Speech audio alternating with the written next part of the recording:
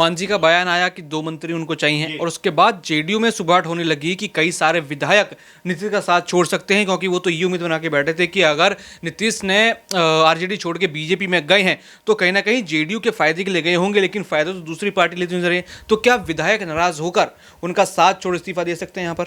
देखिए, बिल्कुल जाहिर सी बात है, कई इसमें बातें भी निकल के दौलत सामने आ रही है, क्योंकि जेडीयू और बीजेपी का जो गठबंधन बना है उसको लेकर कोई भी खुश नहीं है। खुद जेडीयू के तमाम सारे नेता ऐसे हैं जो लगातार बयानबाजी कर रहे हैं। कई नेताओं ने इस्तीफा भी दिया है, कई नेताओं ने पार्टी भी छोड़ी है और अभी भी सिलसिला जारी है, क्योंकि गोपाल मंडल का अगर आप देखें तो लग रहा है कि वो बहुत खुश नहीं है। उन्होंने तो यहाँ तक कह दिया कि अगर मुझे कोई 5 करोड़ रुपए देगा तो मैं ले लूंगा, और उन्होंने तो ये भी कहा कि ईडी छापेमारी करती करे, सीबीआई करती करे, लेकिन मुझे इससे फर्क नहीं पड़ता। तो स्पष्ट है कि जेडीयू के अंदर खाने में भी आपस में भयानक लेवल पे जो है मतभेद हैं और लगातार ये मतभेद बढ़ते हुए दिखाई पड़ रहे हैं। आज गोपाल जो मंडल ये बात कह रहे हैं, कल कोई और ये बात उठा सकता है। तो अभी फ्लोर टेस्ट से पहले जेडीयू और बीजेपी को अपना गठबंधन मजबूत करने की जरूरत है। अगर वो मजबूत नहीं कर पाए तो उनके लिए मुश्किल होगी। साथ में जो सहयोगी दल हैं, खासकर मांझी की आप बात कर रहे हैं, लगातार चिराग पासवान की बात हो रही है, क्योंकि ये दोनों जो दल हैं ये सोच रहे थे कि अगर जो एनडीए में हम हैं और जब लोकसभा चुनाव आएगा तो हमें अधिक सीटें मिलेंगी चुनाव लड़ने के लिए। क्योंकि अगर आपको याद हो, मांझी कम से कम 2 से 3 सीटों की बात कर रहे हैं, चिराग पासवान 4 से 5 सीटों की बात कर रहे हैं,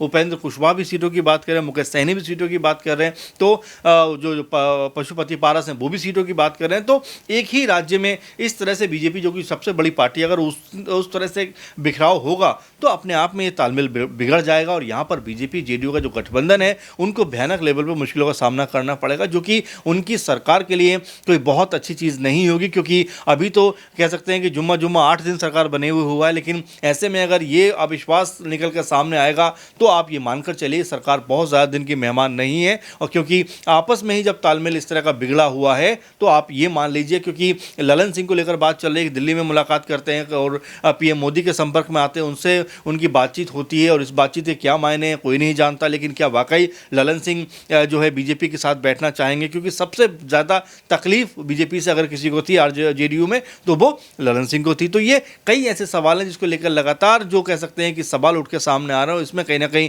बीजेपी और जो जेडीयू है वो फंसती हुई दिखाई पड़ रही है।